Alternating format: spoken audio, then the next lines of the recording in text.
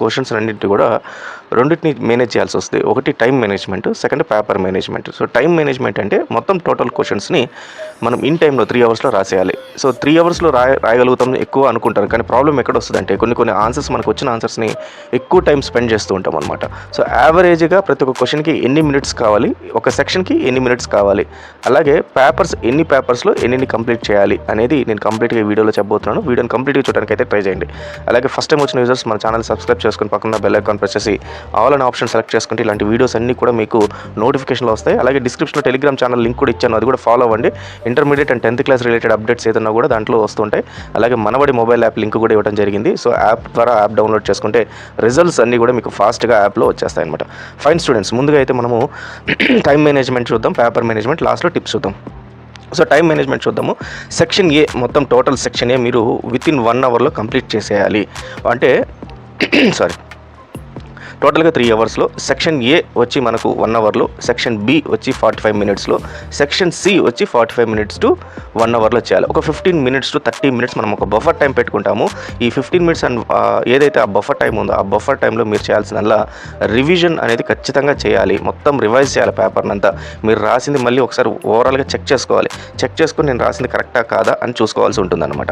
So ఇలా చేయటం వల్ల ఏమవుతుందంటే ఏదైనా మిస్ అయింటే మాత్రం మీరు మళ్ళీ ఖచ్చితంగా దాంట్లో రాసే అవకాశం వస్తుంది. సో అదే టైంలోనే మీకు ఎక్కువ మార్కులు రావడం కూడా జరుగుతూ ఉంటాయి. సో అది చాలా చాలా ఇంపార్టెంట్. సో ఆ రకంగా మనం టైం స్ప్లిట్ చేసుకుంటే ఎవ్రీ క్వశ్చన్కి ఒక ఆన్ యావరేజ్గా 8 మినిట్స్లో మనం కంప్లీట్ చేసేసేయచ్చు.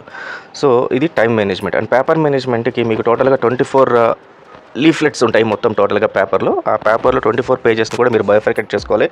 సెక్షన్ ఏకి మినిమం 14 పేజెస్ అనేది ఉండాలి. సెక్షన్ బికి ఏదైతే ఉంటుందో అది మళ్ళీ ఒక 4 to 5 పేజెస్ సెక్షన్ బికి ఉండాలి. అండ్ సెక్షన్ సికి రిమైనింగ్ పేజెస్ ఉండాలి. సో ఈ రకంగా మీరు పేపర్ని కూడా బైఫర్కేట్ చేసుకొని దాని ప్రకారం రాయాలి. And most important section C మీరు ఒకసారి స్టార్ట్ చేసిన తర్వాత సెక్షన్ సిని కంటిన్యూగా అన్ని రాయాల్సి ఉంటుంది. జనరల్గా అయితే మామూలుగా వాళ్ళు ఎక్కడ క్లియర్గా స్పెసిఫై చేయలేదు, మామూలుగా ఫస్ట్ ఇయర్ వాళ్ళకి స్పెసిఫై చేస్తారు. బట్ స్టిల్ సెక్షన్ సిని కూడా మొత్తం అంతా క్లియర్గా చేయండి. బట్ సెక్షన్ మనకు ఫస్ట్ ఇయర్లో లాగా ఇక్కడ మనకు ఎక్కువ గ్రామర్ పార్ట్ అనేది ఎక్కువ ఉండదు, ఓన్లీ మనం అంతా రైటింగ్ అనేది ఎక్కువగా ఉంటుంది. కాబట్టి దానికి కూడా ఎక్కువ పేజెస్ అయితే ఉంచుకోవాల్సి వస్తుంది. కాబట్టి 12 to 13 pages A section, remaining ఏదైతే 12 పేజెస్ ఉంటాయో బి సెక్షన్కి సి సెక్షన్కి సరిపోయేటట్టుగా మీరు కానీ రాయగలిగితే కంప్లీట్గా అయితే కవర్ చేయగలుగుతారు. దెన్ సెక్షన్ ఏ తీసుకుందాం. సెక్షన్ ఏలో మనకు అనోటేషన్స్ అనేది మనకు ఫస్ట్ క్వశ్చన్, సెకండ్ క్వశ్చన్లో అనోటేషన్స్ ఉంటాయి. మొత్తం 4 క్వశ్చన్స్ ఇస్తారు. ఈ 4 క్వశ్చన్స్లో 2 అయితే ఖచ్చితంగా మీరు రాయాల్సి ఉంటుంది. సో దీనికి మీరు కంప్లీట్గా ఒక 4 టాపిక్స్ ఈ సెమీ అవుట్ ఆఫ్ క్వశ్చన్స్ ఏదైతే టెక్స్ట్ బుక్, తర్వాత పోయట్రీ, తర్వాత నాన్ డీటెయిల్ ఏవైతే ఉన్నాయో వీటిలో ఖచ్చితంగా మీరు ఒక 4 టాపిక్స్ని తరోగా ప్రిపేర్ అవ్వాలి. ఈ అనోటేషన్స్ అనేది మీరు పర్ఫెక్ట్గా రాయాలన్నా, క్వశ్చన్ ఆన్సర్స్ పర్ఫెక్ట్గా రాయాలన్నా 4 చాప్టర్స్ అయితే ఖచ్చితంగా ప్రిపేర్ అవ్వాలి. దెన్ థర్డ్ క్వశ్చన్ ఏదైతే ఉంటుందో అది క్వశ్చన్ ఆన్సర్స్ ఆఫ్ ఫాలోయింగ్ ఉంటుంది. దీంట్లో కూడా 4 ఇస్తారు. దీంట్లో 2 రాయాల్సి ఉంటుంది. 2 రాయాల్సి ఉంటుంది. అండ్ మోస్ట్లీ ఈ 4 క్వశ్చన్స్ ఏవైతే ఉంటాయో థర్డ్ అండ్ ఫోర్త్లో సంబంధించిన క్వశ్చన్ అండ్ ఆన్సర్స్, దీనికి బెస్ట్ మీకు ఏం క్వశ్చన్స్ వస్తాయి అని అనుకుంటే previous year question papers, last 5 years to 7 years question పేపర్స్ని మీరు కానీ ఫాలో అయితే సేమ్ వాటిల్లో నుంచే క్వశ్చన్స్ వస్తాయి. వేరేది మార్చే కూడా ఉండదు. కొంచెం ఏదన్నా కూడా ఇండెప్త్గా ఒక చోట ఇండెప్త్గా అడుగుతారు, లేదంటే దాన్ని మార్చి అడుగుతారు. 5 to 7 years క్వశ్చన్ పేపర్స్ అయితే మీరు దాన్ని ఫాలో అవ్వండి. మరి ఈ క్వశ్చన్ పేపర్స్ ఎక్కడి నుంచి వస్తాయి అంటే మనబడిలో మీరు వెళ్తే హోమ్ పేజ్ పైన manabadi.co.in వెబ్సైట్కి వెళ్ళగానే ప్రీవియస్ ఇయర్ క్వశ్చన్ పేపర్స్ అని చెప్పి ఒక లింక్ ఉంటుంది. దానిపైన క్లిక్ చేస్తే మీకు ఏపీ తెలంగాణకు సంబంధించిన సపరేట్ పేపర్స్ ఉంటాయి, వాటిలో చెక్ చేసుకోండి. సో ఆన్సర్ ద ఫాలోయింగ్ మాత్రం అది బెస్ట్ టిప్. దీనికి మించి అయితే వేరేది లేదు. ప్రీవియస్ ఇయర్ క్వశ్చన్ పేపర్స్ చూసుకోండి. తర్వాత answer any one of the following, ఇది నాన్ డీటెయిల్ నుంచి రావడం జరుగుతుంది. సో నాన్ డీటెయిల్ నుంచి మీరు రాయాల్సి ఉంటుంది. సో ఇది కూడా మీకు ప్రీవియస్ ఇయర్ క్వశ్చన్ పేపర్స్ నుంచి క్లియర్గా వచ్చేస్తుంది. సో దీంట్లో క్యారెక్టర్ బిల్డ్ చేయటము, క్యారెక్టరైజేషన్ గురించి చెప్పటము అవి ఎక్కువగా ఉంటాయి. సో 5 lines అయినా మీరు ఖచ్చితంగా రాయాల్సి ఉంటుంది ఒక్కొక్క క్యారెక్టర్ గురించి. సో మీకు దాంట్లో ఉన్న ప్రతి ఒక్క క్యారెక్టర్ గురించి కొంచెం ఐడియా ఉంటే సరిపోతుంది. సో దాన్ని బట్టి మీ ఓన్ సెంటెన్సెస్లో రాస్తే ఆ క్యారెక్టరైజేషన్కి మార్కులు అయితే పడతాయి. దెన్ తర్వాత సెక్షన్ బికి వెళ్దాం. సెక్షన్ బిలో ప్యాసేజెస్ వస్తాయి. సో ప్యాసేజెస్ మీకు క్వశ్చన్ ఏవైతే ఉన్నాయో ప్యాసేజెస్ క్వశ్చన్, దీంట్లో మీకు ఖచ్చితంగా గుర్తుపెట్టుకోండి 5th క్వశ్చన్, ఖచ్చితంగా 4th and 5th క్వశ్చన్లో మీకు సినోనిమ్స్, ఎనోనిమ్స్, యాంటోనిమ్స్, తర్వాత ట్రూ ఆర్ ఫాల్స్ వీటిల్లోనే ఉంటుందన్నమాట. సో కాబట్టి ఏవైతే సినోనిమ్స్, యాంటోనిమ్స్, తర్వాత ట్రూ ఆర్ ఫాల్స్ ఉంటాయో వాటిపైన ఎక్కువ తరవండి. సో ఫర్ ఎగ్జాంపుల్ ఈ పారాగ్రాఫ్ చూద్దాం. ఈ పారాగ్రాఫ్లో చూస్తే మీకు pick cut of the word from the passage which means that which cannot be seen అని చెప్పి అన్నారు. సో మీన్స్ అంటే మీనింగ్ అని అర్థం. సో సినోనిమ్స్ అనమాట ఇది. సో ఈ 4th and 5th question synonyms సంబంధించింది, యాంటోనిమ్స్ సంబంధించింది, ట్రూ ఆర్ ఫాల్స్ ఉంటుంది కాబట్టి దానిపైన ఉండండి. Then most of the questions కూడా పారాగ్రాఫ్ నుంచి వస్తాయి. సెకండ్ ఇయర్ కాబట్టి మీరు ఓన్ సెంటెన్సెస్లో ఈ క్వశ్చన్కి ఆన్సర్ రాయడానికి అయితే ట్రై చేయండి. ఇన్ కేస్ ఒకవేళ మీకు ఈ ఆన్సర్ రాకపోతే ఫుల్ స్టాప్ నుంచి, అంటే దీనికి సంబంధించిన ఫర్ ఎగ్జాంపుల్ ప్రాగ్మాటిజం అని చెప్పి ఉంది. ప్రాగ్మాటిజం అనేది ఈ పారాగ్రాఫ్లో ఎక్కడైతే వస్తుందో ఫుల్ స్టాప్ దగ్గర నుంచి, ఫస్ట్ ఫుల్ స్టాప్ దగ్గర నుంచి లాస్ట్ ఫుల్ స్టాప్ దాకా ఆ సెంటెన్స్ని మొత్తం రాసేసి based on this what is according to the passage అన్నాడు కాబట్టి బేస్డ్ ఆన్ దిస్ పారామాగ్నెటిజం మీన్స్ అని చెప్పి ఈ లైన్ రాస్తే సరిపోతుంది అనమాట. సో లేదంటే అకార్డింగ్ టు ద పారాగ్రాఫ్ అని చెప్పి ఒక లైన్ అని పెట్టి రాస్తే సరిపోతుంది. సో ఈ రకంగా అకార్డింగ్ టు లేకపోతే బేస్డ్ ఆన్ దిస్ అని కంపల్సరీ ఆ వర్డింగ్ అనేది మీరు యూజ్ చేయాలి. ఫుల్ స్టాప్ నుంచి ఫుల్ స్టాప్ దాకా మీరు రాయాల్సి ఉంటుంది. అలా రాస్తే మాత్రం ఖచ్చితంగా అయితే మీకు మార్కులు అయితే పడతాయి. దెన్ యాంటోనిమ్స్, సినోనిమ్స్ అయితే ఖచ్చితంగా రాసుకోండి. తర్వాత దీనికైతే 5 మార్క్స్ ఉంటుంది. సో ప్రతి ఒక్క ఆన్సర్ని అటెంప్ట్ చేయండి. అండ్ మోస్ట్లీ ఫర్ ఎగ్జాంపుల్ ఈ పారాగ్రాఫ్లో మీకు ఆన్సర్స్ రాలేదు అనుకుంటే మీరు ఏం చేస్తారంటే, ఇప్పుడు ఫస్ట్ క్వశ్చన్కి రాశారు, సెకండ్ రాశారు, థర్డ్ రాశారు, ఫిఫ్త్ దానికి మీకు ఫిఫ్త్ దానికి రాలేదనుకోండి, ఫిఫ్త్ రాసి పక్కన వదిలేసేసేయండి, స్పేస్ 2 లైన్స్ స్పేస్ వదిలేసేసేయండి. నెక్స్ట్ దానికి వెళ్ళిపోండి. ఇలా వెళ్ళిపోయిన తర్వాత నెక్స్ట్ మళ్ళీ మీరు మొత్తం అంతా అయిపోయిన తర్వాత లాస్ట్లో 15 minutes బఫర్ టైం తీసుకోమని చెప్పినప్పుడు ఆ 15 minutes బఫర్ టైం ఏదైతుందో అప్పుడు వచ్చి మళ్ళీ ఈ 5th ఆన్సర్ అనేది రాయండి.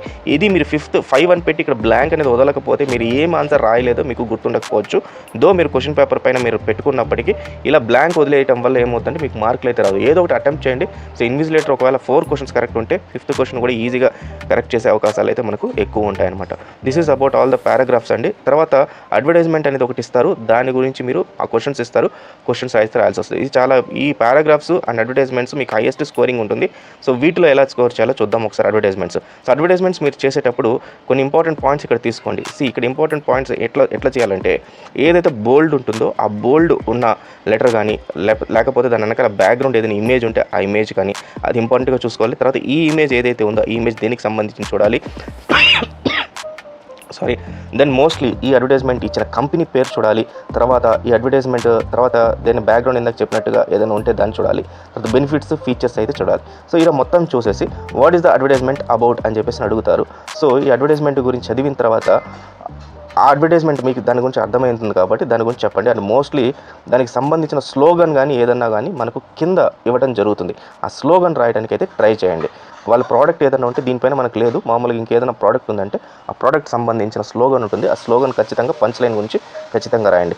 రైట్ డౌన్ 2 మేజర్ బెనిఫిట్స్ అని చెప్పేసి డైరెక్ట్గా క్వశ్చన్స్ ఇవ్వడం జరుగుతుంది. అలాగే అడ్వాంటేజెస్, ఫీచర్స్ని అడగటం జరుగుతుంది. సో అది ఇచ్చినప్పుడు ఖచ్చితంగా దాని బెనిఫిట్స్ మనకి ఫీచర్స్ ఇక్కడ ఉంటాయి కాబట్టి వాటి నుంచి తీసుకుంటే సరిపోతుంది.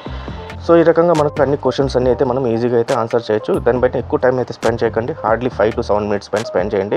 2 minutes ఒకసారి అబ్జర్వ్ చేసుకోవడానికి and remaining 3 to 4 minutes answers రాయడానికి. Then study the following tree diagram, answer the following questions అని చెప్పేసి ఇవ్వడం జరిగింది.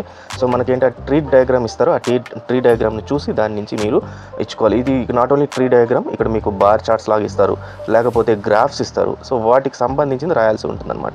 సో ఇలా ఇచ్చినప్పుడు ఏం చేయాలంటే మీరు ట్రీ డయాగ్రామ్ ఏదైతే మదర్ ఉంటుందో మదర్ నుంచి చైల్డ్ నోట్స్ ఏవైతే ఉంటాయో ఈ చైల్డ్ నోట్స్ని ఇంపార్టెంట్గా గుర్తుపెట్టుకోవాలి. తర్వాత మళ్ళీ అక్కడి నుంచి ఇంకొక సెమీ చైల్డ్ నోడ్, తర్వాత ఈ పేరెంట్ ఇంకొక చైల్డ్ నోడ్ ఏదైతే ఉంటుందో ఆ చైల్డ్ నోట్స్ని గుర్తుపెట్టుకొని ఒకసారి చెక్ చేసుకొని దాని ప్రకారం రాసుకుంటూ పోవాల్సి ఉంటుంది అనమాట. సో అది ఇంకా దెన్ బార్ చార్ట్స్ ఆర్ఎల్స్ గ్రాఫ్స్ ఇస్తే మాత్రం వెరీ క్లియర్గా X axis and Y axis అని చెప్పేసి 2 ఉంటాయి మనకు. సో ఎక్స్ యాక్సిస్లో ఉన్న ఏవైతే టర్మ్స్ ఉంటాయి ఇవన్నీ గుర్తుపెట్టుకోవాలి, వై యాక్సిస్లో ఉన్న టర్మ్స్ గుర్తుపెట్టుకోవాలి. స్కేల్ ఏదైతే ఉందో స్కేల్ దేనికి సంబంధించింది, పర్సంటేజెస్లో ఉందా లేకపోతే యూనిట్స్ ఉన్నాయా అనేది మనం స్పెసిఫై చేసుకొని దాన్ని గుర్తుపెట్టుకోవాల్సి ఉంటుంది.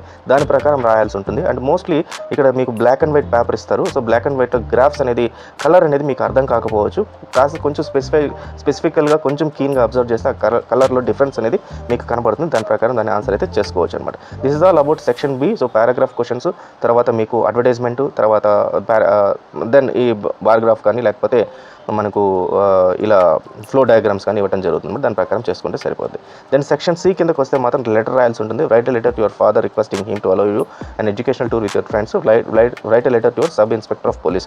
దీంట్లో ఇంపార్టెంట్ టిప్ అండి, ఎప్పుడైనా సరే ఇలాంటి లెటర్స్ వచ్చినప్పుడు అఫీషియల్ లెటర్ని చూస్ చేసుకోకండి, పర్సనల్ లెటర్ని చూస్ చేసుకోండి. ఎందుకంటే వాల్యుయేటర్ ఎవరైతే ఉంటారో ఆయనకి హీ నోస్ అఫీషియల్ లెటర్కు ఉన్న వాల్యుయేషన్ తెలుసు.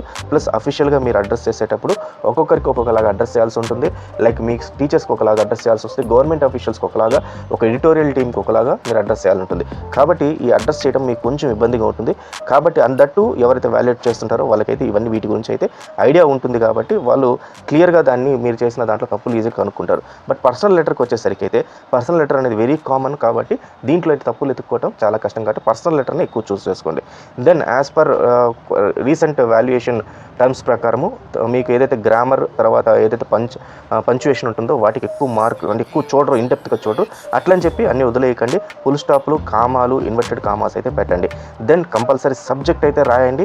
కింద మాత్రం ఏదైతే మీరు రాస్తున్నారో, ఇప్పుడు ఫర్ ఎగ్జాంపుల్ ఫాదర్కి కానీ లేకపోతే ఫ్రెండ్స్కి కానీ అయితే యువర్స్ లవింగ్లీ లేకపోతే రిగార్డ్స్ ఇలా పెడితే సరిపోతుంది. సో ఇది కంపల్సరీ ఉండాలా, మీ నేమ్ క్లియర్గా ఉండాలా, ఎవరికి అడ్రస్ చేస్తున్నారు, మీరేంటి, మీ డీటెయిల్స్ ఏంటి, సో ఇవైతే వెరీ క్లియర్గా ఉండాల్సి ఉంటుంది.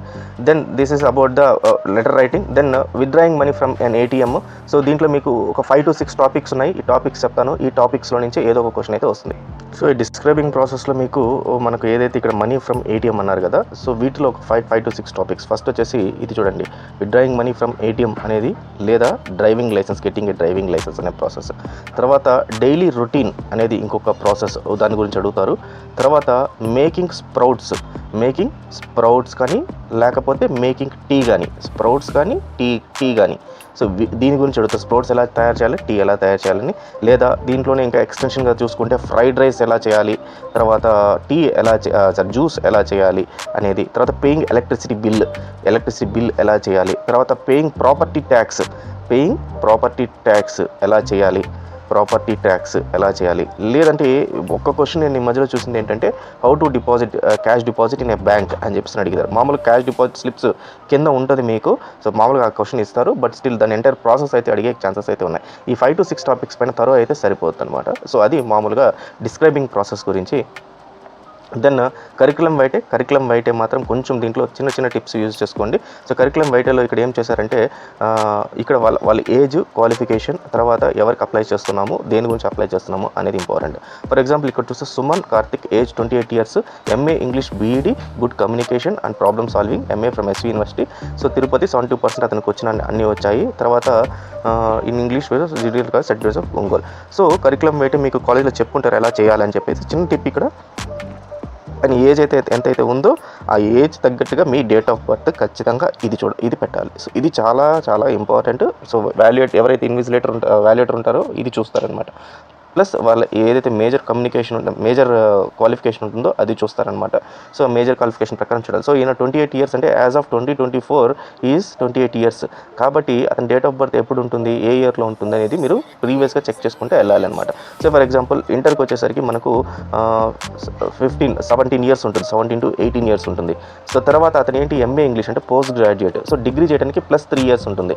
తర్వాత పోస్ట్ గ్రాడ్యుయేషన్కి +2 years ఉంటుంది. తర్వాత ఎంఏ ఇంగ్లీష్ బీఈడి కూడా చేస్తున్నాడు అతను. సో బీఈడి చేయడానికి ఇంకొక +3 years ఉంటుందన్నమాట. సో ఈ రకంగా మీరు వెనక్కి వెళ్ళాలి ఈ ఏజ్ అంతా. సో అప్పుడు ఇయర్ ఆఫ్ బర్త్ అనేది మీకు అక్యురేట్గా రావడం జరుగుతుంది. Then filling the relevant details for the blank cheque. So ఈ బ్లాంక్ చెక్ సంబంధించి చాలా ఈజీ క్వశ్చన్ ఇది. సో దీన్ని మీరు జాగ్రత్తగా ఈ క్వశ్చన్స్ని ఎలా ఫిల్ చేయాలి. ఫామ్ ఫిల్లింగ్లో మాత్రం మీకు ఈ ఫామ్ ఫిల్లింగ్ ప్రతిసారి ఇస్తూనే ఉంటారు. బట్ ఇన్ కేస్ ఒకవేళ ఫామ్ ఫిల్లింగ్ అనేది ఇవ్వలేదు అంటే దీనికి సంబంధించిన బ్యాంకుకి సంబంధించిన లెటర్స్ రాయటం కానీ లేకపోతే బ్యాంకుకి సంబంధించి ఏదైనా ఒక టు ద బ్యాంకర్కి రాయమని సంబంధించి ఇవ్వడం జరుగుతుంది. బట్ 99% అయితే ఫామ్ ఫిల్లింగ్ ఉంటుంది. సో ఈ ఫామ్ ఫిల్లింగ్లో ఏముంటుందంటే డినామినేషన్ అనేది ఇస్తున్నారా లేదా అనేది ఇంపార్టెంట్. సో ఇక్కడ ఇన్ కేస్ మనకు డినామినేషన్ అనేది ఇచ్చారు అంటే దాన్ని డినామినేషన్ ప్రకారం రాయాలి. ఫర్ ఎగ్జాంపుల్ ఇక్కడ మనం చూస్తే 2500 అనేది క్రెడిట్ చేయండి. బ్యాంక్ ఫామ్ ఫిల్లింగ్లో ఏదైతే క్రెడిట్ చేయాలో బ్యాంకులో అదన్నా ఇస్తారు. లేదా డిమాండ్ డ్రాఫ్ట్కి సంబంధించి డిమాండ్ డ్రాఫ్ట్ తీసుకోండి అని చెప్పి అని ఇస్తారనమాట. సో డిమాండ్ డ్రాఫ్ట్ తీసుకోవాలి అని చెప్పి మీకు ఇస్తే మాత్రం ఎవరి పేరుతో డిమాండ్ డ్రాఫ్ట్ తీసుకోవాలి అనేది మీరు చూసుకోవాలి. లేదు క్యాష్ డిపాజిట్ అంటే ఎవరి పేరుతో క్యాష్ డిపాజిట్ చేయాలి. సో ఈ డిమాండ్ డ్రాఫ్ట్లో దీంట్లో నేమ్ అనేది ఫస్ట్, సెకండ్ వచ్చి అకౌంట్ నెంబర్, వాళ్ళ అకౌంట్ నెంబర్ ఏంటి డిపాజిట్ చేయడానికి, అలాగే మన డిమాండ్ డ్రాఫ్ట్ తీసుకోవడానికి. సో డిమాండ్ డ్రాఫ్ట్ తీసుకోవడానికి అకౌంట్ నెంబర్ ఒక్కోసారి స్పెసిఫై చేస్తారు, ఇంకోసారి అయితే మనకు స్పెసిఫై అయితే చేయరు. సో ఆ అకౌంట్ నెంబర్ అవసరం లేదు. దెన్ డినామినేషన్ అనేది ఇంపార్టెంట్. డినామినేషన్ ఇచ్చారా లేదా అనేది క్లియర్గా చూసుకోండి. అమౌంట్ 2500 అని చెప్పి స్పెసిఫై చేస్తారు. సో ఈ అమౌంట్ మనకు డినామినేషన్ స్పెసిఫై చేస్తే దాని ప్రకారం చేయాలి. సే ఫర్ ఎగ్జాంపుల్ ఇక్కడ చూస్తే మనకు 500 డినామినేషన్ 5 నోట్స్ అని చెప్పేసి ఇవ్వడం జరిగింది. సో ఇక్కడ ఎక్కడైతే 500 వస్తుందో 500 × 5 అని చెప్పేసి మనం పెట్టాలి.